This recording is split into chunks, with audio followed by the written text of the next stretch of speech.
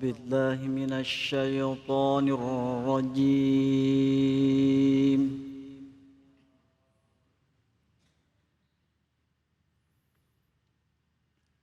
بسم الله الرحمن الرحيم.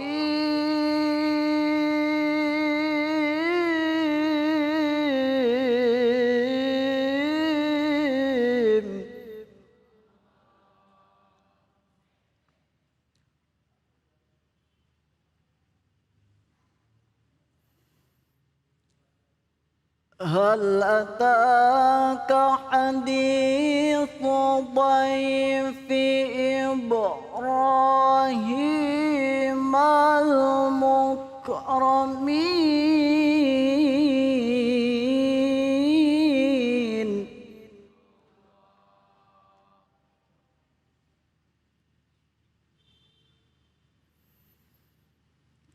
إذ دخلوا عليه فقالوا سلاما قال السلام قوم منكرون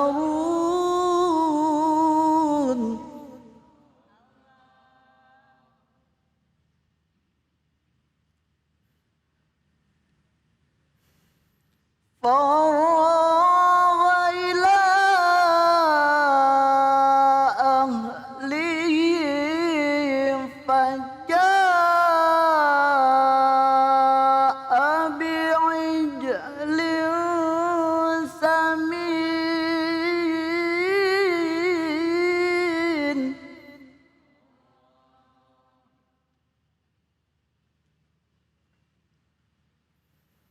فقربه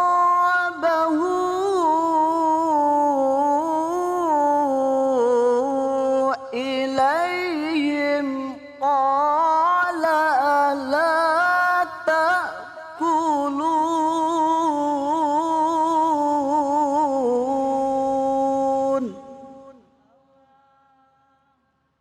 صدق الله العظيم.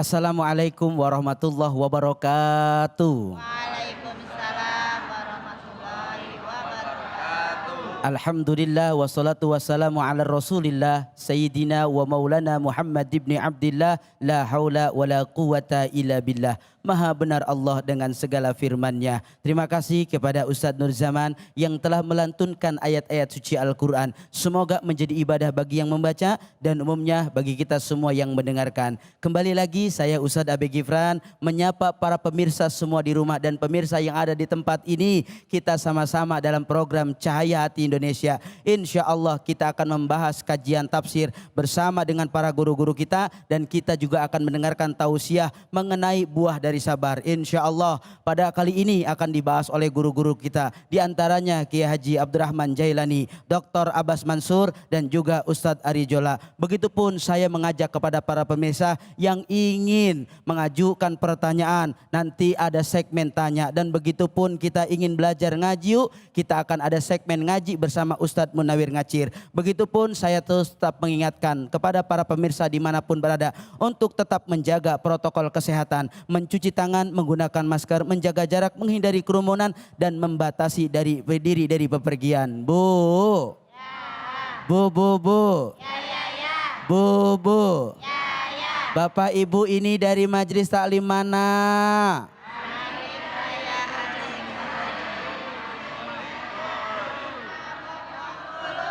Alhamdulillah saat ini Cahaya Hati Indonesia bersama dengan para jamaah dari Majelis Taklim Masjid Raya Al-Hikmah Bojongkurul. Alhamdulillah. Mudah-mudahan kita semua diberikan keberkahan oleh Allah Subhanahu wa taala. Amin ya rabbal. Sebelum kita akan lebih dalam berbincang dengan para guru-guru kita yang ada di tengah kita semua, mari sama-sama kita saksikan tayangan berikut ini. Ya pemirsa, dalam foto yang diunggah di akun tersebut UAS nampak menggunakan masker dan topi. Di unggahan tersebut UAS sedang berada di sebuah ruangan sebelum dideportasi. Menurut Abdul Somad, pihaknya telah bertanya kepada otoritas Singapura mengapa dirinya ditolak masuk ke negara tersebut. Namun pihak imigrasi Singapura tidak memberikan alasan apapun. Abdul Somad dan rombongan ditahan selama 4 jam sebelum akhirnya dideportasi kembali ke tanah air.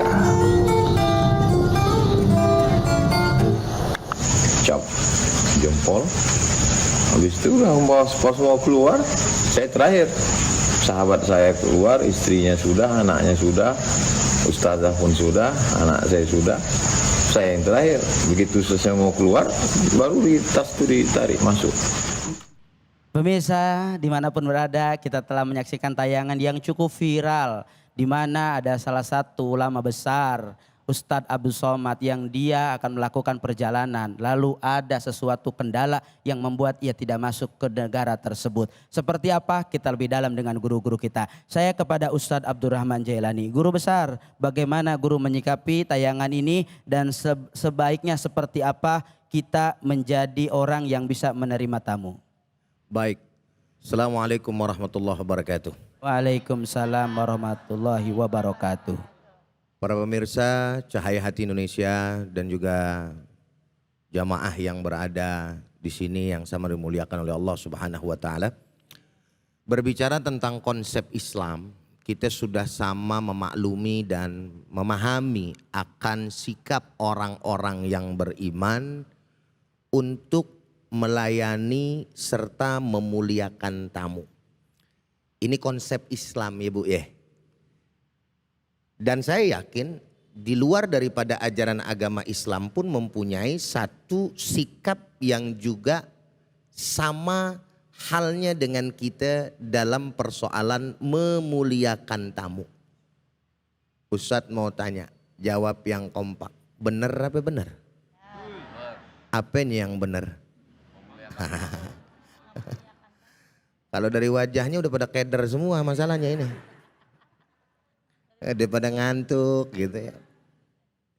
Artinya konsep memuliakan tamu semua daripada agama tuh punya.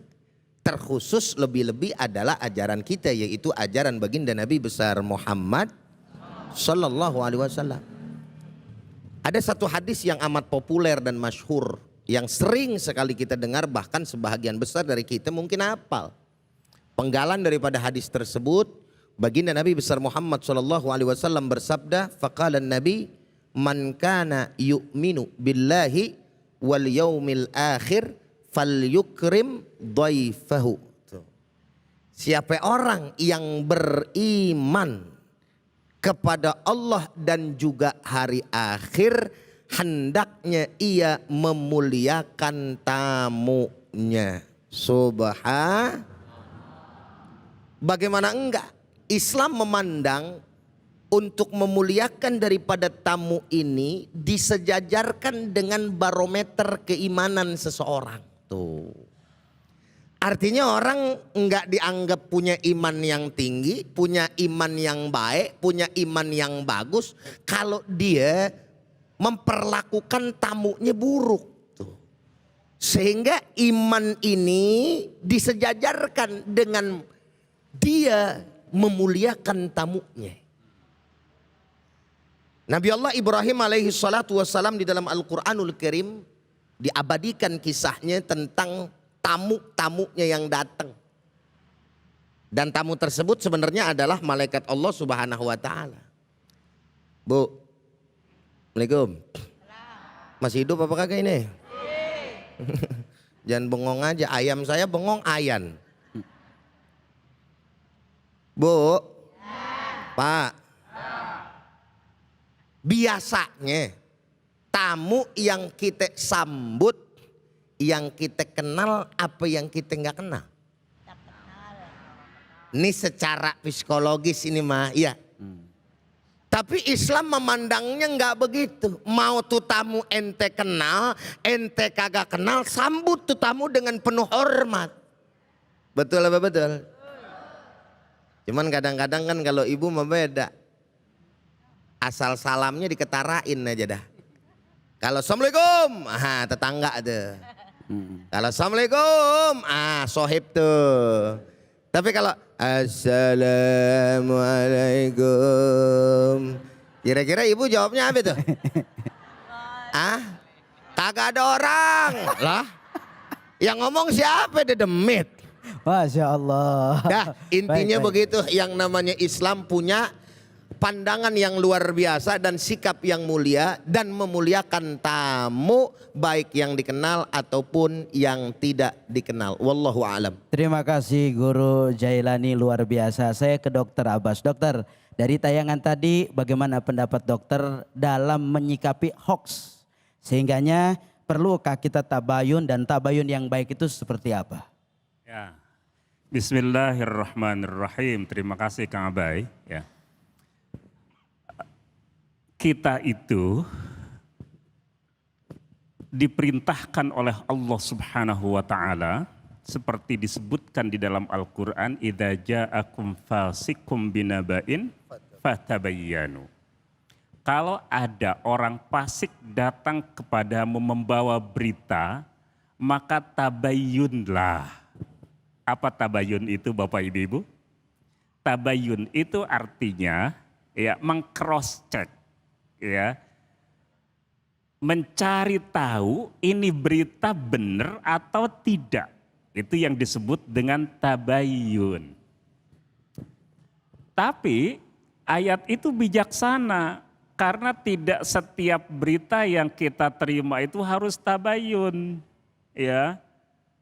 Bisa dibayangkan kalau setiap berita itu harus ditabayun, wah itu hidup kita habis untuk tabayun, benar atau tidak itu?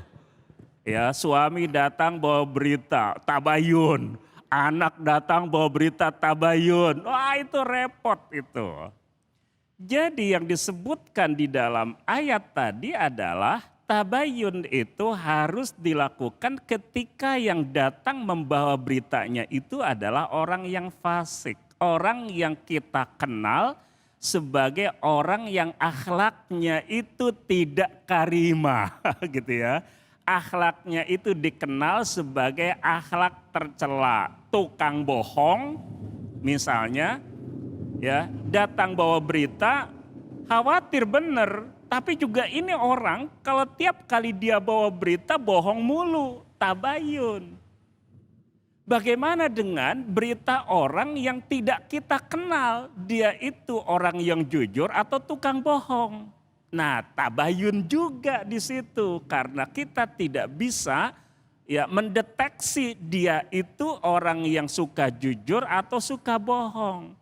Yang tidak tabayun itu adalah berita yang kita terima dari orang yang dia suka jujur. Kita kenal dengan kejujurannya.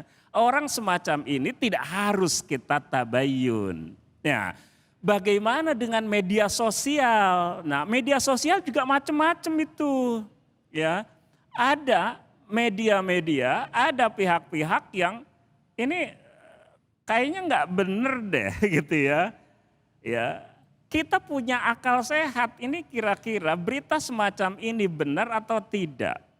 Kita harus mendeteksi pula siapa pembawa beritanya itu. Kalau pembawa beritanya itu dari media-media resmi biasanya sih ya itu terstandar, betul atau tidak Kang Abai? Betul. Ya, kalau ya medianya itu sumber berita itu dari media resmi. Kalau tidak dari media resmi, nah ini yang kemudian ya perlu kita waspada ya. Karena itu maka jangan latah menerima berita. Pikirkan ini berita kira-kira benar atau salah gitu ya. Coba korek siapa pembawa berita itu. Ya, kalau itu yang kita lakukan maka insya Allah kita semua akan selamat dari ikut serta melakukan kebohongan. Masya Allah. Ya, kalau kita cenderung nerima maka tanpa sadar boleh jadi kita termasuk orang yang ikut berbohong. Dalam hadis dikatakan kafa bil mar'i itsman an yuhadditsa bi kulli ma sami'. Cukup bahwa dia itu ya merupakan orang yang layak mendapatkan dosa atas perbuatan dosanya kalau cenderung dia sampaikan setiap apa yang dia dengar, yang dia terima, ya. Karena itu jangan latah, periksa berita-berita yang datang dari pihak-pihak yang tidak kita ketahui kejujurannya, dari orang yang kita tahu bahwa dia tukang bohong, ya, tetapi dari orang yang biasa melakukan kejujuran, dari media yang benar, ya, yang terstandar beritanya, maka itu bisa kita percayai, bisa kita terima sebagai berita yang benar, insya Allah. Terima kasih guru, Masya Allah. Kita ke Ustadz Arizola. Ustadz Arizola, bagaimana menjadi kita seorang yang tentunya menjaga husnuzon, tidak mau buruk sangka kepada orang lain, tapi mampu mengedepankan sangkaan baik, baik dia orang yang kita kenal ataupun orang yang tidak kita kenal. Baik, terima kasih mensikapi. Terus juga pertanyaan dengan dari Ustaz Abai tadi, supaya kita tahu sudon. Ada kisah Bapak Ibu yang dimuliakan Allah SWT. Ketika zaman Rasulullah SAW, ada sahabat tiap hari mendapatkan tamu. Tiap hari ada tamu di sahabat tersebut. Tapi apa yang dilakukan seorang istrinya? Ada tamu datang cemberut. Ada tamu datang ngomel-ngomel. Ada tamu datang berkata-kata yang tidak enak. Maka waktu itu Rasulullah SAW tahu keadaan tersebut. Setelah sudah dilaporkan dari sahabat tadi, Rasulullah SAW mengajak dan memberitahukan para sahabat tadi, wahai sahabatku, beritahukan kepada istrimu bahwasanya saya Rasulullah bersama sahabat-sahabat mau datang ke rumah kamu. Jamaah yang dimuliakan Allah SWT. Ketika datang Rasulullah bersama sahabatnya, apa yang dibawa? Yang dibawa buah-buahan, yang dibawa segala sesuatu yang enak dan lain sebagainya. Tapi ketika keluar, banyak binatang-binatang, ada kalajengking dan lain sebagainya, keluar dari rumah sahabat tersebut. Artinya apa Bapak Ibu yang dimuliakan Allah SWT? Kita yuk husnudon. Bahwasanya tamu datang akan membawa keberkahan. Tamu pulang membawa mengambil bencana yang ada di rumah tersebut. Ini tamu. Jadi yuk jangan suudzon. Senyum, senang dan sebagainya. Oh ada tamu, alhamdulillah. Ada tamu rezeki. Nah, rezeki kan, ada tamu, buah. Tapi jangan diharapkan itu terus juga. Baik itu Pak Guru. Terima kasih Ustadz Arizola. Fal yukrim daifahu. Yuk mari sama-sama kita belajar dari apa yang guru kita bahas. Sehingganya kita bisa ifda binafsi, memperbaiki diri kita untuk mampu memuliakan tamu-tamu kita semua. Insya Allah setelah ini kita akan mendengarkan kajian tafsir dari guru kita Ustadz Abdurrahman Jailani. Jangan kemana-mana, tetap di Cahaya Hati Indonesia.